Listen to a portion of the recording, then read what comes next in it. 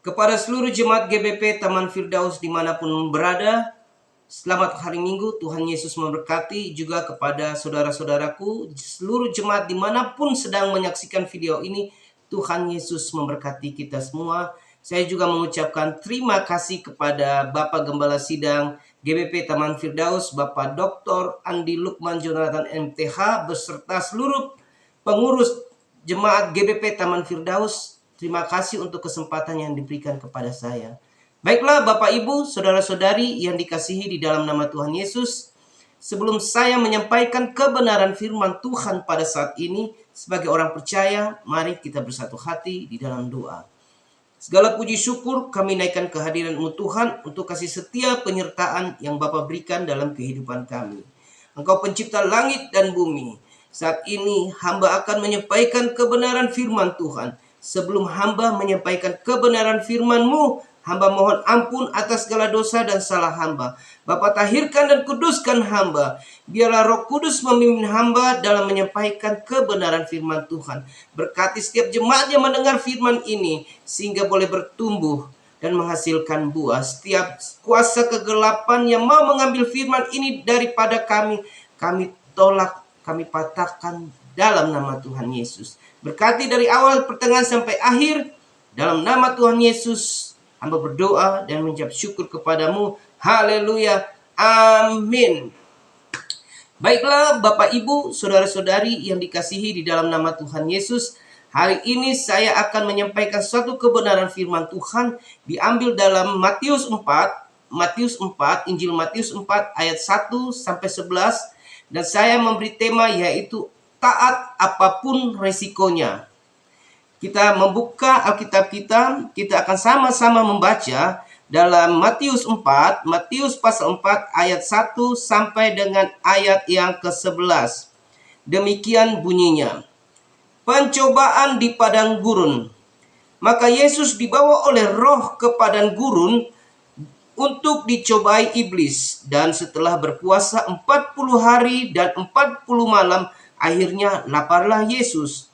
Lalu datanglah si pencoba itu dan berkata kepadanya, "Jika engkau anak Allah, perintahkanlah supaya batu-batu ini menjadi roti." Tetapi Yesus menjawab, "Ada tertulis, manusia hidup bukan dari roti saja, tetapi dari setiap firman yang keluar dari mulut Allah." Kemudian iblis membawanya ke kota suci dan menempatkan dia di bumbungan bait Allah. Lalu berkata kepadanya, "Jika engkau anak Allah, jatuhkanlah dirimu ke bawah, sebab ada tertulis mengenai engkau, Ia akan memerintahkan malaikat-malaikatnya dan mereka akan menatang engkau di atas tangannya, supaya kakimu jangan terantuk kepada batu." Yesus berkata kepadanya, "Ada pula tertulis, jangan engkau mencobai Tuhan Allahmu." Dan iblis membawanya pula ke atas gunung yang sangat tinggi dan memperlihatkan kepadanya semua kerajaan dunia dengan kemegahannya. Dan berkata kepadanya, "Semua itu akan kuberikan kepadamu jika engkau sujud menyembah aku." Maka berkatalah Yesus kepadanya, "Enyahlah iblis, sebab ada tertulis, engkau harus menyembah Tuhan Allahmu, dan hanya kepada Dia sajalah engkau berbakti." Lalu iblis meninggalkan dia dan lihatlah malaikat-malaikat datang melayani Yesus. Demikian jauh pembacaan firman Tuhan pada saat ini. Berbahagialah kita yang mendengarnya dan melakukannya dalam kehidupan kita sehari-hari. Baiklah Bapak Ibu, Saudara-saudari yang dikasihi di dalam nama Tuhan Yesus. Hari ini saya memberikan tema yaitu taat apapun resikonya, atau obeying whatever the cost. Dari pembacaan di atas, kita temukan iblis mencobai Tuhan Yesus sebanyak 3 kali. Tuhan Yesus sanggup menghadapinya. Ada beberapa episode yang menjadi pelajaran buat saya dan Bapak Ibu Saudara-saudari untuk menghadapi serangan iblis dan bisa keluar menjadi pemenang. Sebelum saya menyampaikan kebenaran firman Tuhan, kita melihat latar belakang waktu ketika kepada penciptaan ketika manusia jatuh ke dalam dosa. Ketika manusia jatuh ke dalam dosa, kita tahu Allah itu Maha Tahu. Tetapi kenapa, yang menjadi pertanyaan, kenapa dalam Kejadian 3 ayat 9, ketika manusia jatuh ke dalam dosa, Allah memanggil manusia itu dan berfirman kepadanya, "Di manakah engkau?" Kalau kita berpikir, Allah kan Maha Tahu. Dia sudah tahu posisinya Adam dan Hawa itu di mana. Kenapa Allah harus menanyakan, "Di manakah engkau?" Seharusnya, kalau kita berpikir, seharusnya Allah Maha Tahu. Tapi kenapa Allah menanyakan lagi, "Di manakah engkau?" Ayat 10 dikatakan, ia atau Adam menjawab, "Ketika aku mendengar engkau ada di taman ini, aku menjadi takut karena aku telanjang, sebab itu aku bersembunyi." Jadi, kuncinya adalah kejujuran. Di sini kuncinya adalah kejujuran.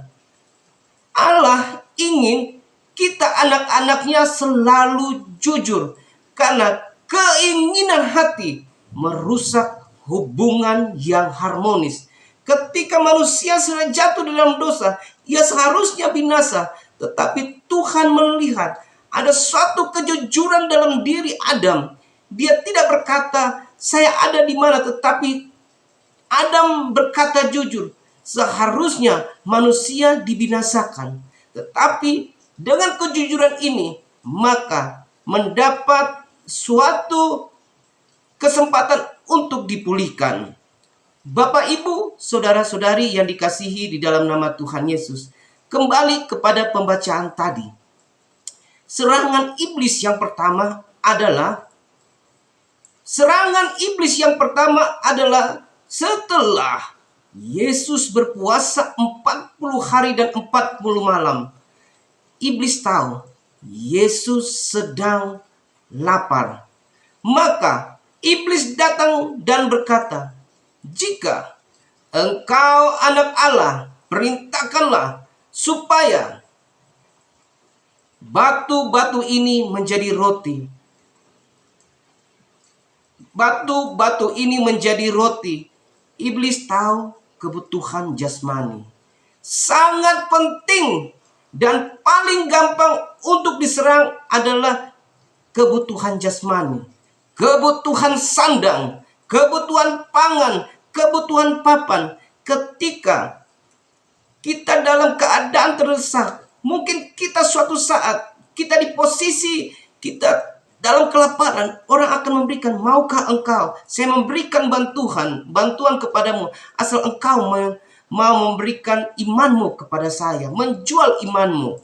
Tetapi firman Tuhan hari ini, Yesus mengatakan, celakalah orang yang hanya ingin memuaskan jasmaninya saja. Tetapi dalam ayat 4 di situ dikatakan, Yesus menjawab, ada tertulis, "Manusia hidup bukan dari roti saja, tetapi dari setiap firman yang keluar dari mulut Allah."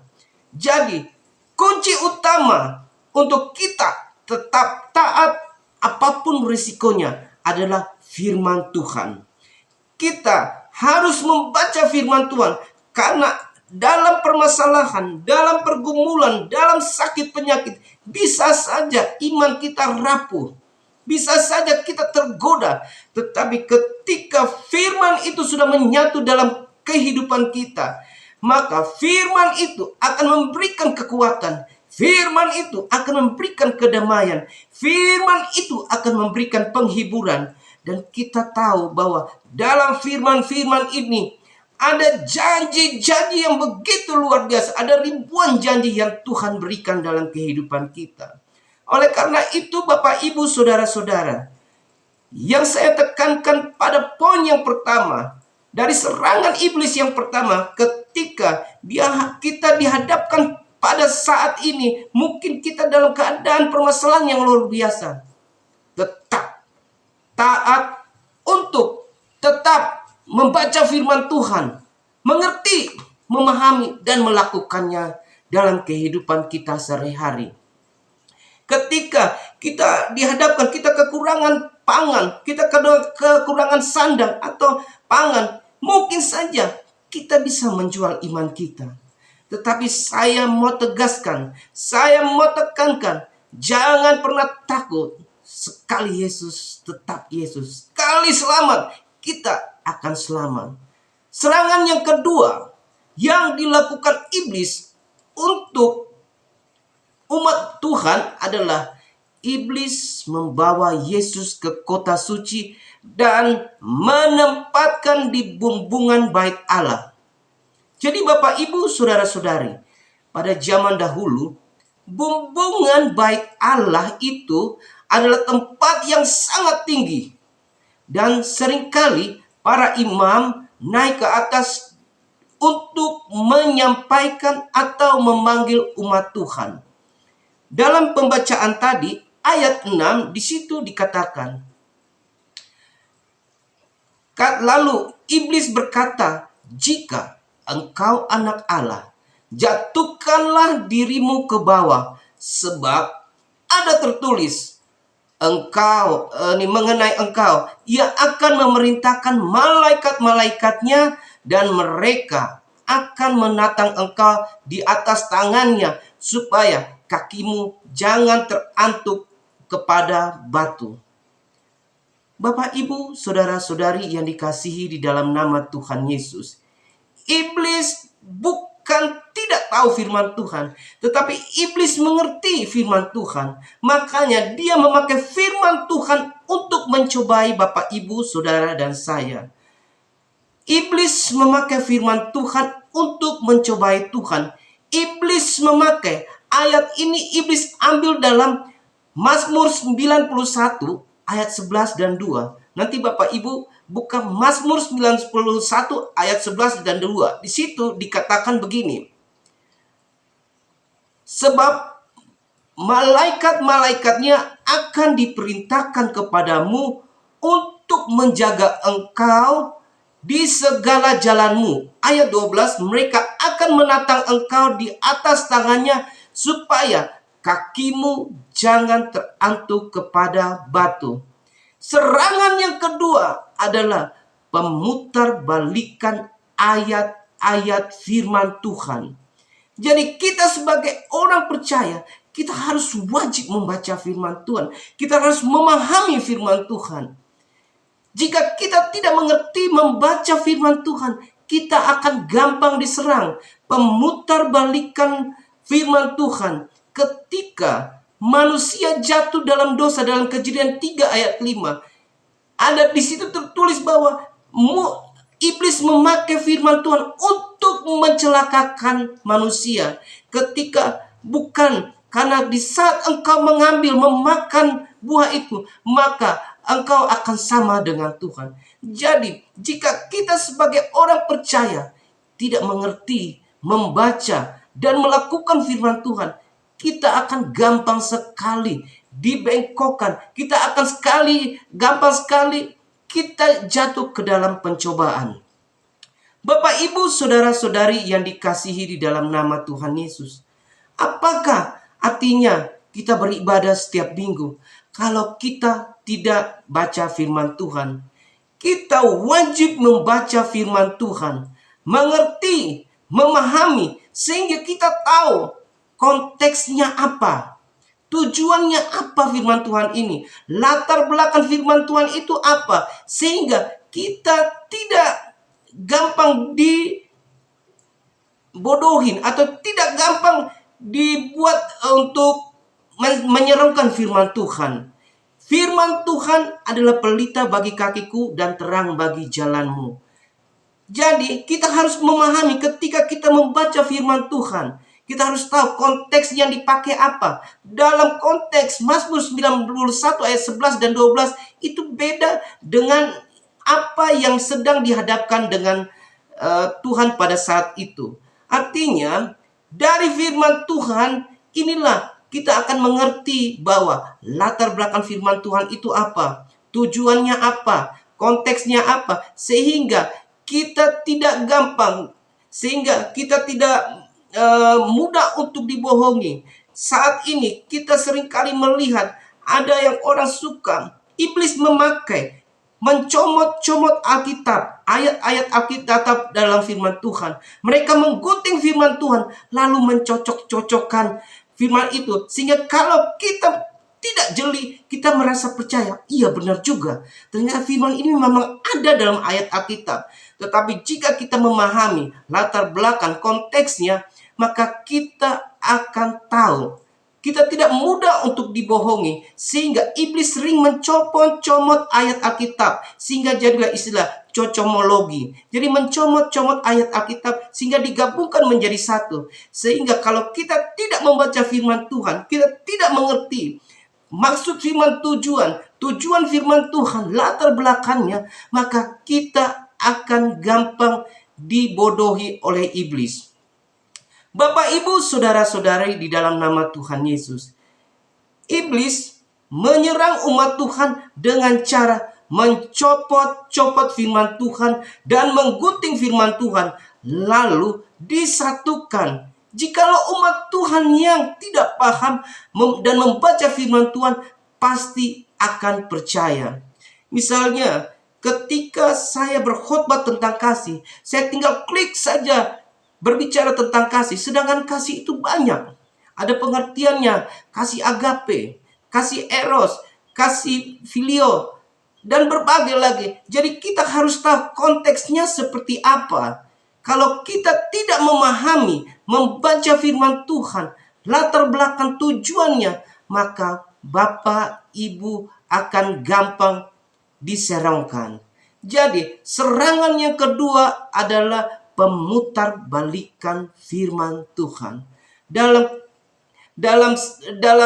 manusia jatuh dalam dosa karena mereka belum memahami firman Tuhan, sehingga mereka mudah, bukan pada saat engkau memakan buah itu maka engkau akan sama dengan Allah.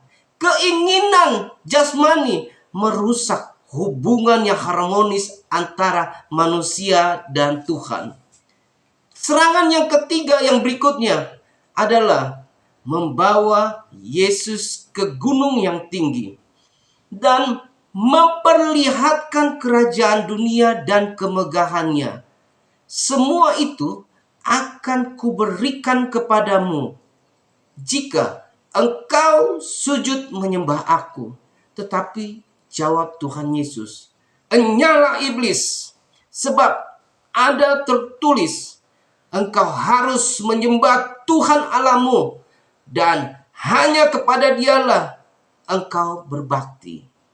Jelas sekali bahwa kita hanya berbakti kepada satu Tuhan, yaitu Yesus Kristus. Serangan iblis yang ketiga adalah dia memakai materi, harta, jabatan, kedudukan untuk menjerat umat Tuhan. Memakai harta.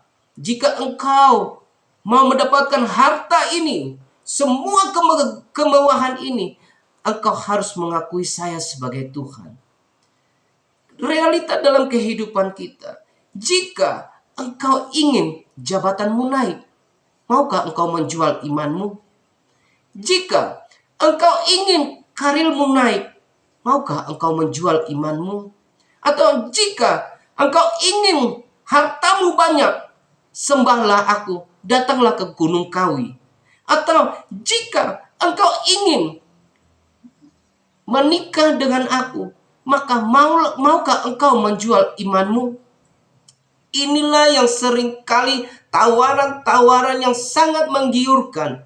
Kita hanya mementingkan keinginan jasmani kita. Kita memuaskan keinginan jasmani kita. Sehingga ketika kita tidak memiliki, kita tidak penuhi rohani kita, maka kita akan gampang dibawa, sehingga kita akan gampang untuk dipengaruhi. Jika maukah engkau menikah dengan saya? kita melihat bahwa pasangan kita mungkin kaya, ya sudah kita terima, kita menjual iman. Ada juga yang menjual karirnya, menjual imannya karena karir. Ada yang menjual imannya karena jabatan.